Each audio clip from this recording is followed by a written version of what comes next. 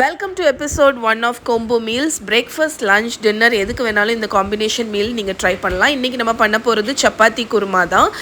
ஒரு ப்ரெஷர் குக்கரில் தேங்காய் எண்ணெய் ஹீட் பண்ணிவிட்டு சோம்பு, பட்டை, ஏலக்காய், கிராம்பு தாளிச்சிட்டு வெங்காயம் அண்ட் பச்சை மிளகா போட்டுக்கோங்க. இதுக்கு காரம் பச்சை மிளகாலேருந்து தான் வரும். அதுக்கு தக்கன ஆட் பண்ணிக்கோங்க. இஞ்சி பூண்டு பேஸ்ட், மஞ்சள் பொடி போட்டு ஒரு 2 minutes சாட்டே பண்ணிவிட்டு தக்காளி கட் பண்ணி வச்சுருக்கிறதையும் ஆட் பண்ணி உருளைக்கிழங்கு தோல் உரித்து கட் பண்ணி வச்சுருக்கேன். அதையும் ஆட் பண்ணி கொஞ்சம் உப்பு போட்டு தண்ணி ஊற்றி ப்ரெஷர் குக்கரில் 3-4 விசில் வச்சு எடுத்துருங்க.